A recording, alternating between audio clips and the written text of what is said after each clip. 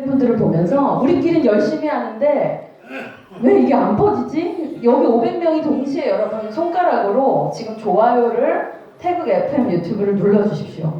그러면 500명이 여기에 찍힙니다. 그러면 이 영상이 필요한 영상이구나, 중요한 영상이구나 해서 더 많은 곳에 알고리즘에 걸리게 됩니다. 그래서 앞으로는 이런 행사대로 하고 이러지 말고 눌러주시면 좋겠습니다. 첫 번째 댓글 남겨주신 분들 제가 선물 드리고 다음 가장 중요한 또 강연 하나 남았는데요. 네, 한번 두 개의 태극 FM 거기에 댓글 남겨주신 분과 김신의 대한민국 인생상담소 댓글 남겨주시면 선물 드리고 바로 다음 강연으로 가겠습니다. 한 분만 댓글 남겨주세요. 댓글을 남길 수가 없대요. 지금 댓글이 남길 수가 없나요? 구독이 안 되면 못 남기나요? 근데 들어오지도 않으셨는데. 일단 지금 들어가시면 유튜브 네, 검색창에서 훈련이 잘 안 되셔서 어쨌든 제가 끝날 때 댓글 남기신 분 상품 드리도록 하고요.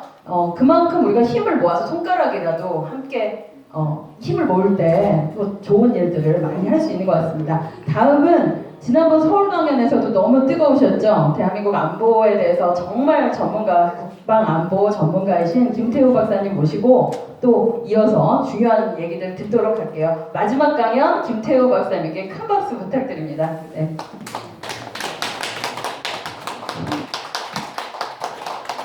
네, 반갑습니다. 너무 오래 앉아 계셔서 지겨우시죠? 아니요. 이거 큰일 났네요. 너무 오래 앉아 계신 분 앞에 강의하는 게 참 부담스러운데 저도 어제 밤에 자고 일어나니까 허리가 삐끗해서 제가 좀 몸 동작이 좀 어둔한데요. 그래도 뭐 여기하고 여기는 작동을 잘하니까 문제는 없는데 역시 참 자꾸 사람이 나이가 드니까 여기저기 자꾸 아프고 참 죽으면 늙어야 한다 뭐 이런 말 했죠. 아닌가? 늙으면 죽어야 한다가 자, 제가 해야 될 이 강의는 내용이 굉장히 딱딱한 내용입니다. 그런데도 굉장히 중요한 내용이고 제가 자랑을 좀 하자면 우리나라의 핵공학, 원자력 공학으로 박사하신 분들은 굉장히 많은데 이 핵 전략과 핵 정책을 전공해서 박사 학위를 미국에서 받아온 사람은 제가 제 1호인데요. 지금까지 한 3,000 몇백 개 글을 제가 쓰고 지금까지 살고 있습니다. 제가 왜 이 자랑을 드리냐면 핵 문제를 고민하지 않고 함부로 신문 쪼가리 보고 얘기하지 않는다는 걸 제가 말씀드리려고 이 자랑을 좀 한 겁니다. 자, 바로 한번 들어가 보겠습니다. 신냉전 시절, 지금이 신냉전 시대입니다. 그리고 북핵 시대에 우리가 살 길이 뭐냐? 저는 우리 앞에 얘기하신 우리 김원구 씨, 저번 트루스 포럼에 얼마 전에 가서 제가 핵 강연을 했는데 오늘 와서 제가 뒤에서 들어보니까 제가 저분한테 배워야 될 게 굉장히 많아요.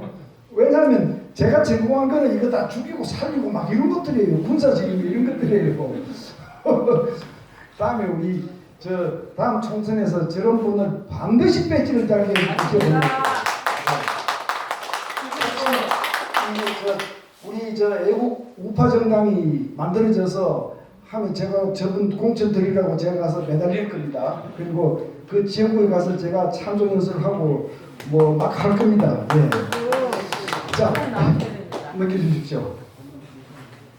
제가 이 강의를 60분 하게 돼 있는데 여러분 60분까지 못 기다리시겠죠? 기다립니다. 괜찮겠습니까? 너무 길죠? 기다리시는 그래. 분을 가면 돼. 일찍 나가셔야 될 분은 상무실 나가시고 제 강의는 지금부터 한 55분 정도 할 예정입니다. 네. 자, 지금부터 안보 차원에서 대한민국이 어떤 상황에 처해 있는지 한번 제가 저 공중에 올라가서 한번 보겠습니다. 열기구를 타고 공중으로 높이 올라가서 우리 조국 대한민국을 한번 보십시오. 저렇게 7가지 악재들로 둘러싸여 있다. 뭐 여러분들 다 이제 손자도 보셔야 되고 또 먹고 살아야 되고 이런 거 생각 안 하고 사실 텐데 오늘 한번 높이 한번 올라가 보자고요. 우리 북쪽에는 핵을 보유한 북한이 있네. 큰 악재죠. 두 번째는 중국, 지금 안하무인입니다. 주변 나라 그냥 막 겁주고 안하무인입니다. 저 중국을 어떻게 할 거냐? 저거 악재 맞죠? 네. 세 번째, 돌아온 러시아. 저기 저 그림은 돌아온 무법자 영화의 그 사진입니다. 지금 러시아가 사실은 경제력만 가지고 따지면, 수치만 가지고 따지면 대한민국하고 비슷해요. 그런데 지금 뭐 푸틴이 하는 거 보십시오. 앞으로 저 러시아를 어떻게 감당할 것이냐. 이거 악재 맞죠? 그 다음에 변질되는 한미동맹. 이게 지금 과거에 6.25 때처럼 미군이 한국이 전쟁 나면 와서 그냥 피 흘려주고 그럴 것 같습니까? 아니요. 아닙니다. 아까 앞서 우리 강사님 말씀하셨지만 미국에도 소위 변종 막시즘이 사실 많이 퍼져 있고요. 또 아메리카 퍼스트, 미국 우선주의, 이게 지금 막 팽배하는데 글쎄요. 우리 어렵다고 해서 만만하게 와서 피 흘려줄 것 같지 않고요. 그러나 우리는 동맹을 붙들지 않으면 국가 생존이 위태로워요. 이거 어떻게 하면 좋습니까? 예? 참 이런 문제예요. 일본 지금 재무장하는 거 지금 신문막 나죠? 일본이 뭐 지금까지는 전쟁할 수 없는 나라다. 이게 평화헌법 제9조인데 지금은 반격 능력을 갖추겠다. 선포했습니다. 2017년까지 국방비를 2배로 올리겠다. 이게 다 선포했습니다. 일본도 할 수 없죠. 중국이 저렇게 나오니까, 북한이 저렇게 나오니까. 그런데 우리한테는 미묘하죠. 일본이 재무장하는 게 우리한테 덕이냐 손해냐 잘 관리해야죠. 그죠? 어려운 난제입니다. 그 다음에 6번째로 추락하는 경제위상. 우리 지금 경제는 박정희 시대처럼 1년에 10%씩 성장하는 시대가 아닙니다. 그리고 지금 경제가 엉망이 됐어요. 지금 뭐 문재인 정부 5년 동안 막 노동 문제 막 생기고 과잉 복지 생기고 연금은 그냥 퍼다 쓰고 나중에 파산이 되거나 말거나 먹튀 아닙니까? 먹튀. 예? 내가 집권하는 동안 막 풀어먹여가지고 표 많이 받고 하려고. 그 뒤에는 그냥 어떡하는 얘기예요. 대한민국 미래 경제는 어떡하는 얘기예요. 예? 경제력이 줄어들면 안보 역량도 줄어듭니다. 이게 우리 안보 문제입니다. 경제 문제가. 그다음에 7번째, 분열된 대한민국. 지금 대한민국이 한 나라입니까? 두 개 진영으로 나눠져 있지 않습니까? 예? 이런 나라에서 뭘 합니까? 통일? 웃기는 얘기 하지 마십시오. 통일은 새벽에 도둑처럼 갑자기 찾아올 수도 있어요. 그러나 그 통일을 받아먹을 수 있는 힘이, 역량, 준비되어 있습니까? 참 이런 문제들, 이 7가지 과제, 이런 악재, 이게 대한민국을 둘러싸고 있는데 그것도 부족해서 지금 신냉전 시대예요. 신냉전 시대. 신냉전 시대라는 거는요, 과거의 냉전은 공산주의 세력하고 서방의 자유민주주의 진영이 이렇게 붙었는데 지금은 정확하게 공산주의 세력이라고 할 수는 없지만 러시아, 중국, 북한, 이란, 시리아 이런 나라들, 그러니까 공산주의, 사회주의를 하고 있고 또 아니면 독재, 독재 체제, 권위주의 독재 체제 이런 나라들하고 자유진영하고 사실 부딪히고 있는데 중국하고 미국이 그 대장이죠. 지금은 중국과 미국의 대항. 지금 중국이 미국이 하고 있는 모든 분야에 다 도전하고 있어요. 중국이. 자, 그럼 우리는 중국 편 들어야 됩니까? 미국 편 들어야 됩니까? 이게 지금 과거 정부들, 사회주의 좌익 정부들에서는 균형자 한다고 그러고요. 또 친중하고 중국에 굴종하는 정책을 지어왔죠. 지금 우리가 중국하고 우리가 같이 살 수 있는 나라입니까? 궁극적으로는 미국하고 갈 수밖에 없어요. 우리 가치 체계가 그렇지 않습니까? 맞습니다. 그러니까 이게 양다리 외교 안 돼요. 맞습니다. 안 돼요. 양다리 외교하면 어떤 꼴로 하는지 아십니까? 핀란다이제이션 들어보셨습니까? 핀란드화. 핀란드라고 하는 나라가 과거에 나치 강성할 때 나치 독일하고 이 소련 사이에서 양쪽을 다 친구하고 중간에서 다 이득을 보겠다고 양쪽 양다리를 치니까 결과는 양쪽 모두로부터 너는 내 편이 아니야 신뢰를 잃고 결국 침공을 당했을 때 도와줄 나라가 없는 겁니다. 예? 이게 지금 대한민국의 안보 현실이다. 이렇게 제가 정리하겠습니다. 넘겨주십시오. 신냉전이 어떤 신냉전 때문에 일어나는 일들이 어떤 일들이 있느냐. 굉장히 많지만 제가 한두 가지만 소개를 하자면 지금 여기에 보이시는 이 선들, 이게 구단선이라고 하는 건데요. 이 바다는 당연히 공해입니다. 공해. 그러니까 국제법에 영해는 해안에서 12해리까지 아닙니까? 그런데 중국은요. 저기 있는 저 바다들을 선을 그어가지고 다 중국 바다라고 그래요.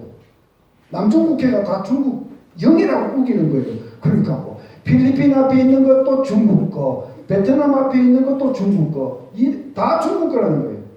주변 나라들하고 굉장히 심한 해상 분쟁을 일으키고 있지만 주변 나라들이 중국의 막강한 힘 앞에 어찌할 줄을 모르고 있죠. 중국은 군함을 지금 벽돌 공장에 벽돌 찍어내듯이 찍어냅니다. 미국보다 함정 숫자가 더 많습니다. 군함 숫자가. 네? 이런 세상이고요. 뭐 바로 최근만 해도요. 최근에만 해도요. 우리 한국에서 미군이 와가지고 합동훈련 여러 가지 했죠. 그 다음에 한미일 세 나라가 해군 훈련도 했죠. 그런 거 할 때 중국이 절대로 가만히 있지 않습니다. 뭐 신문에는 안 났지만 잘 안 나지만 중국하고 러시아하고 합동 동해 순찰 작전. 동해가 저거 바다입니까? 순찰하게? 예? 동해는 공해 아닙니까? 공해. 맞습니다. 예. 근데 여기에 중국 군함, 러시아 군함이 와가지고 순찰하고 비행기가 와서 러시아, 지금은 소련은 러시아죠. 그죠? 러시아 비행기가 중국 비행기하고 같이 합동작전하고 러시아 비행기는 중국 가서 착륙하고 중국 비행기는 러시아 블라디보스토크에 착륙하고 그 둘이 그냥 생쇼를 했습니다. 우리 국민들은 까맣게 모르죠. 예? 대한민국이 정말 어떤 환경에서 살고 있는지 저희들은 안보 문제를 가지고 평생을 공부하고 있기 때문에 저희들 눈에는 매일 보이는 건데 여러분들도 이런 것 좀 보시라는 겁니다. 보시라는 겁니다. 여기 보세요. 카디지 침범. 카디지가 뭘까요? 방공 식별구역. 예. 그럼 뭐 한국의 방공 식별구역, 일본이 선포한 방공 식별구역, 이건 중국이 선포한 방공 식별구역. 예. 여기 좀 겹칩니다. 여기에 한국과 일본 요 사이에. 근데 중국, 러시아 비행기들이 중국 비행기는 요 1년에 작년에 70회 왔어요. 70번. 70번 비행기를 이 한국, 일본 이 사이로 방공 식별구역에 통보 없이 그냥 들어옵니다. 돌아서 휘젓고 나갑니다. 휘젓고. 그럼요. 이게 중복되니까 일본은 일본 전투기가 여기에 발진하고 한국은 한국 전투기가 발진하고 이게 와서 독도 영공을 막 침범하니까요. 실제로 있었던 일입니다. 2019년 7월 달에요. 하니까 일본은 독도는 일본 땅이다. 일본 영해가 침범당했다. 일본 전투기가 또 한국은 한국 전투기, 한국과 일본 사이를 이간질시키고 쌈붙이는 거죠. 이런 일들이 지금 다반사로 일어나고 있는 것이 신냉전 시대다. 다음. 자, 이제 신냉전은 그런 정도 제가 예만 들었고 핵 문제로 이제 들어가 보겠습니다.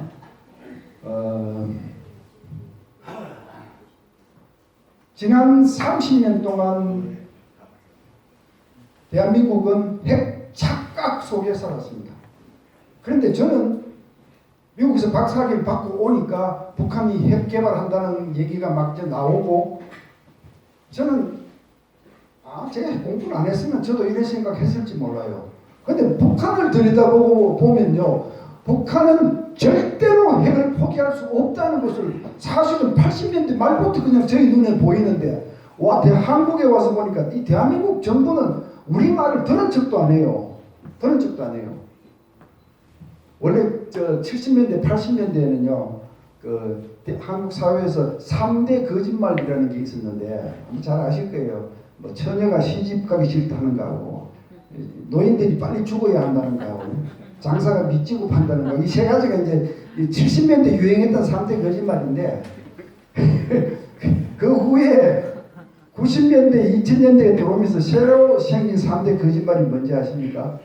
첫째가 국회의원들이 나라와 민족을 위해서 일한다는 거고요. 둘째는 검찰하고 사법부가 이 법과 양심에 따라서 수사하고 판결한다는 거예요. 세 번째 거짓말이 김정은이 북한이 핵을 포기할 수 있다는 거예요. 이게 이제 3대 거짓말인데 절대로 포기하지 않는다는 걸 저희는 알았어요. 그래서 저는 박사학위 하고 한국 돌아오면서부터 우리가 당장 핵무장은 못하더라도 필요하면 핵무장할 수 있는 잠재력을 지금부터 털을 닦아야 한다. 이제 이렇게 주장한 게 이제 사실 저였어요. 그게 이제 김태우 박사의 이 핵무장론이 아니고 핵주권론인데 기자들이 저를 핵무장론자로 이제 오해를 많이 했죠. 핵무장은 사실 제가 박사 공부하기 전에는 나 핵문제 전공해 와서 그냥 정책 전문가가 되어서 대한민국 핵무장 시켜야 되겠다 이런 생각을 하고 사실 그 분야를 전공을 했는데 박사학위 마치고 한국에 들어오면서 생각이 많이 바뀌었어요. 왜냐하면 그 하기 전에는 철이 없었고 학위를 하면서 세계 핵 문제를 배우고 미국 핵 전략을 배우고 나니까 핵무장 하고 싶다고 하는데 미국이 죽기 살기로 반대하는데 핵무장을 하면 동맹이 파탄이 되면 우리가 잃어버릴 것이 더 많구나. 이제 좀 철이 든 거예요 제가. 그래서 제가 핵무장론으로 수위를 낮추어서 제가 주장을 하기 시작했는데 그러나 저희들 제가 부르짖었던 얘기들은 아무도 들어주지 않았습니다. 아무도 들어주지 않았어요. 우리의 일이 아니라고 그랬지만 제가 예상한 대로 그대로 지금 대한민국이 당하고 있어요. 그대로 당하고 있어요. 그 이후에 30년 동안 어떤 착각들이 대한민국을 사로잡았느냐 저런 것들입니다. 북한이 핵을 만든다는 것은 미국하고 협상하려는 것이지 우리하고는 상관없다. 동적인 한국을 겨냥하진 않는다. 이 참 웃기는 얘기죠.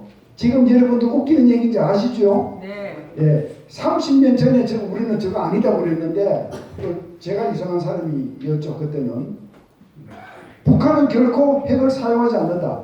핵을 가지고는 있어도 사용하지는 않을 것이다. 사용하지 않을 것이면 우리가 왜 핵위기라고 그럽니까?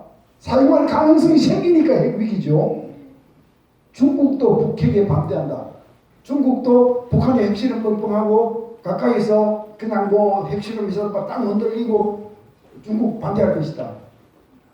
아니 신냉전 구도를 생각해 보십시오. 중국과 미국이 서로 백번을 놓고 다투는데 북한이라고 하는 앞잡이 나라가 조그마한 나라가 핵무기 만들어서 미국을 계속 괴롭혀 주는데 중국이 보기에도 얼마나 기특한 일입니까? 그런데 중국이 북핵을 반대한다고요? 예, 이런 착각. 또 뭐 맞아 북한도 조선반도 비핵화가 유언이라고 한다. 저건 사기극도 안 하고 저희가 계속 얘기. 북한이 말하는 조선반도 비핵화는 이겁니다. 대한민국을 돕고 있는 미국의 핵무기나 핵우산이나 핵영향력을 먼저 다 걷어내야 한다. 이게 조선반도 비핵화입니다. 그런데 김정은이가 우리도 선대의 조선반도 비핵화 유언을 지키려고 한다. 이러면 그 얘기를 딱 듣고 와서 문재인 정부에 특사라고 하는 사람이 올라가서 뭐라 그랬습니까? 기사 딱 뜨면 야 북한도 비핵화 의지가 있더라. 걱정하지 말라. 이게 좀 사기극입니다. 사기극. 예? 미국도 처음에는 이거 속았어요. 저걸 영어로 하면 똑같거든요. Denuclearization of Korean Peninsula. 이렇게밖에 더 합니까? 저게 영어로 쓰면 지금은 미국도 안 속아요. 저 얘기가 북한 비핵화가 아니라는 걸 지금은 알아요. 미국도. 계속 여기 속아왔고 비핵화 외교로 북핵을 설득해서 포기시킬 수 있다. 저 망상 때문에 지금까지 돈 갖다 주고 무슨 정부만 바뀌면 남북 회담 하려고 그러고 국민들한테는 설득해서 북핵을 포기시킨다고 이게 이제 지금 3대 거짓말 중에 하나를 계속 진실로 국민들한테 호도한 부분입니다. 북한이 핵 포기했습니까? 천만의 말씀입니다. 북한의 핵 포기는 북한 체제가 무너질 때만 가능합니다. 네. 절대로 그렇지 못하게 되어 있습니다. 자, 이게 북핵 문제인데 여기에 소위 이 좌성향 정치인들이 오만 얘기를 다 했어요. 제가 시간 관계상 넘어가겠습니다만 한번 보십시오. 이 말들 한번 보십시오.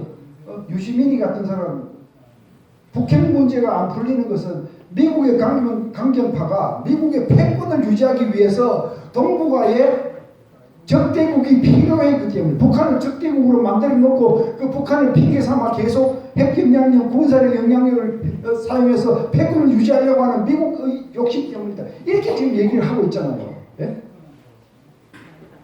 네, 이게 이런 것들이 지나온 30년이고 저는 이것을 잃어버린 30년이라고 부릅니다. The lost 30 years, 잃어버린 30년. 자, 이런 게 북핵 문제다. 네, 다음 주지요. 자, 그런데 이 착각들, 이 엉터리 같은 궤변들, 이 궤변을 계속 지금도 쏟아내고 있는 사람들이 많은데 이 사람들은요, 둘 중에 하나입니다.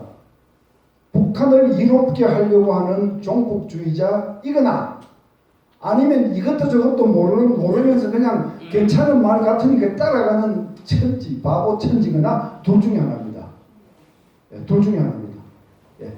이게 북한을 이롭게 한다는 걸 알면서 떠드는 사람들은 종북주의자고요. 그거 모르고 떠드는 사람들은 바보 천지입니다.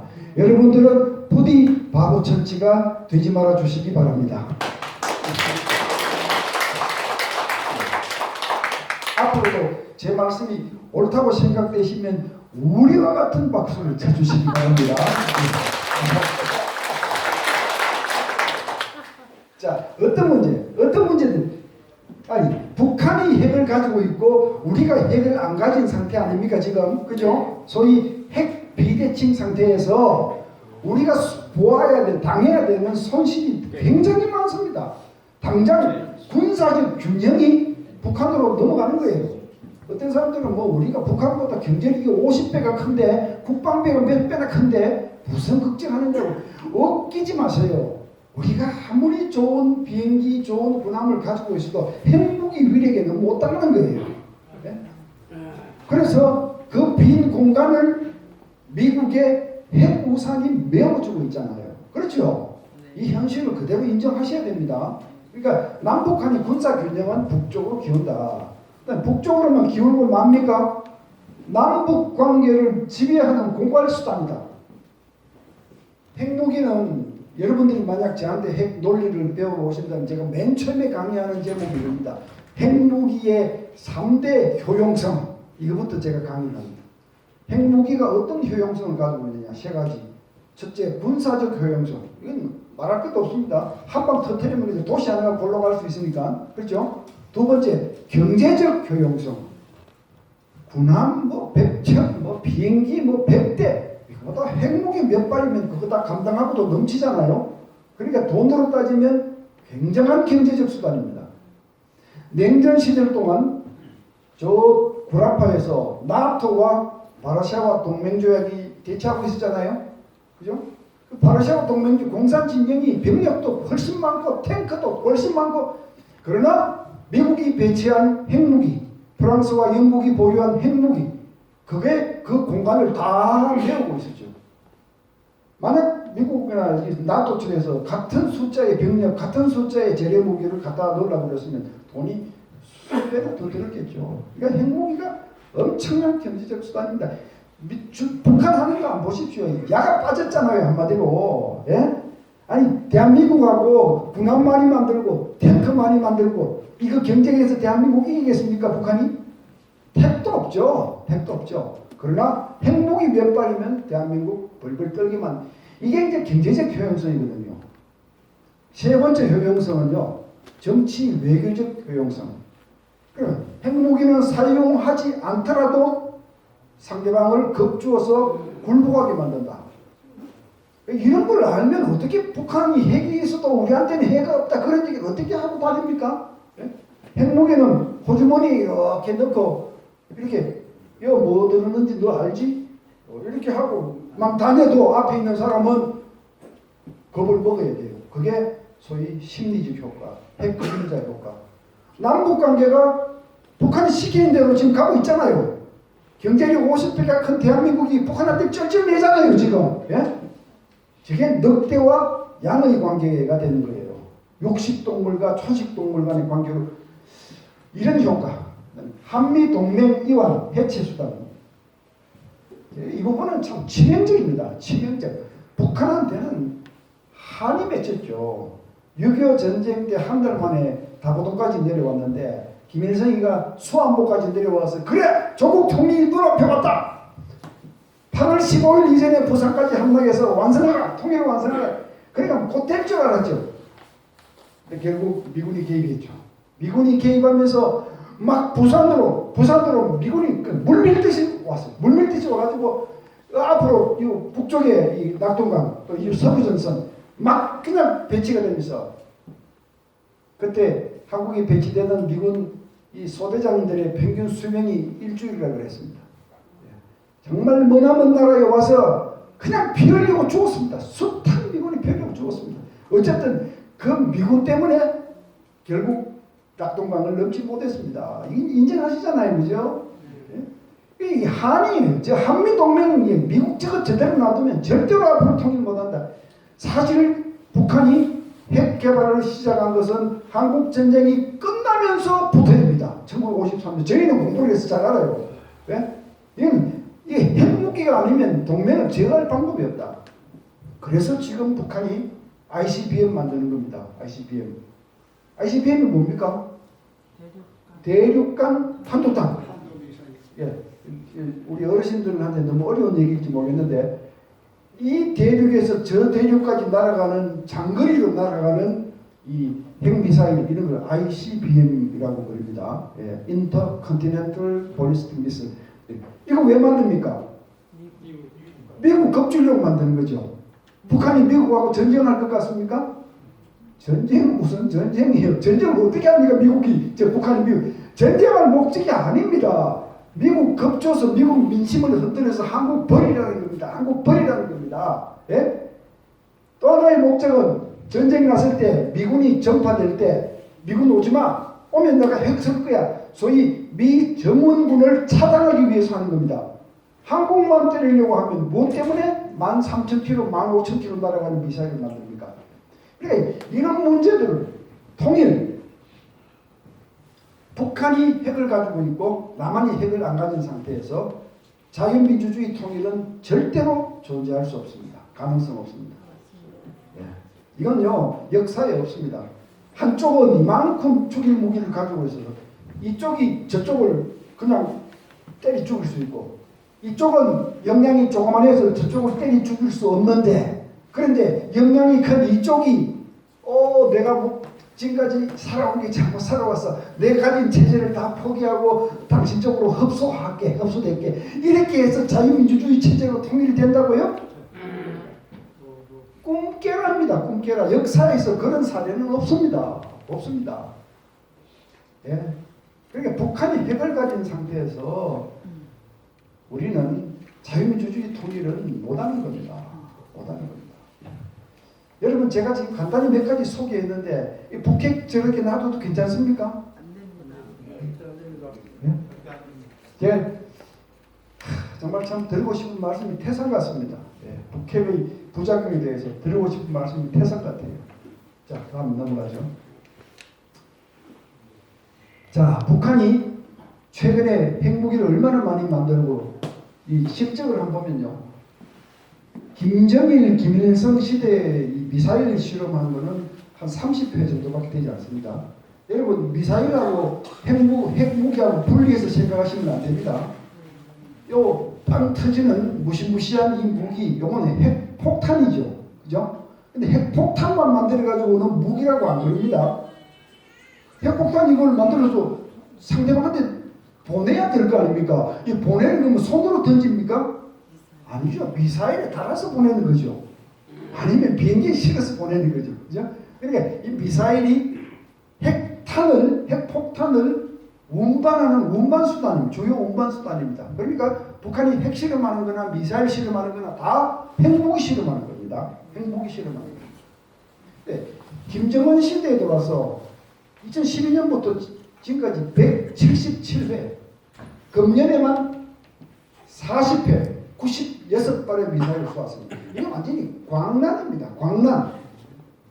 그리고 무기만 고도화된 것이 아니고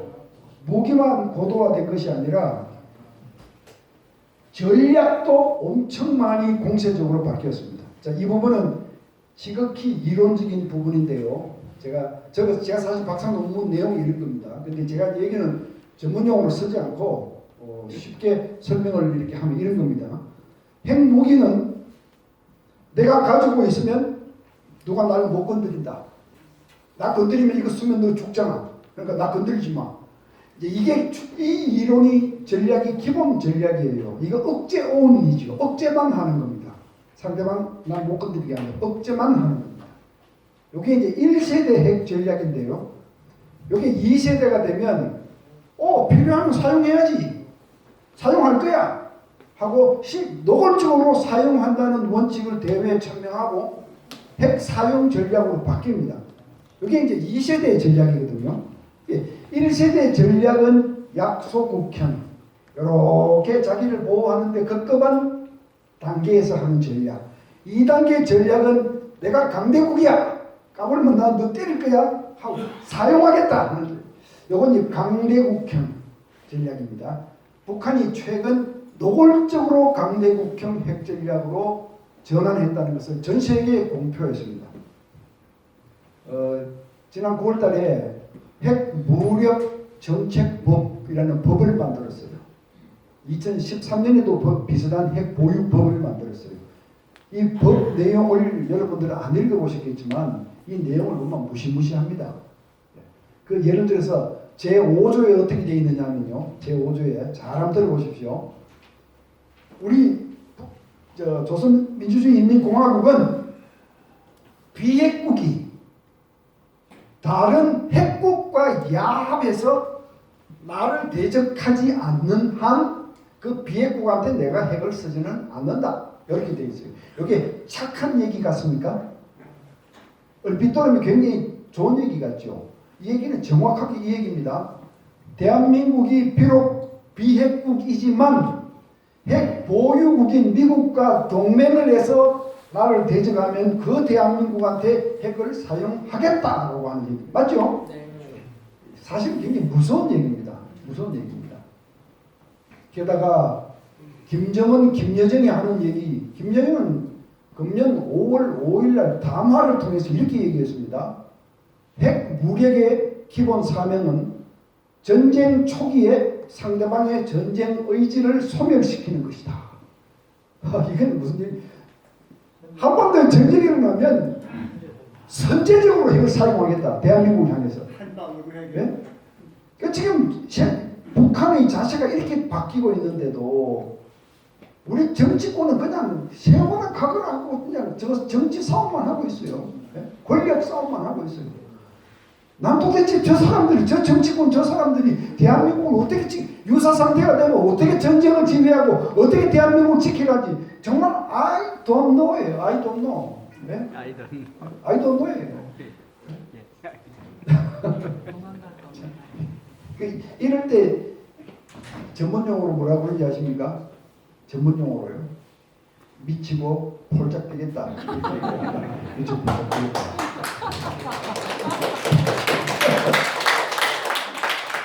자.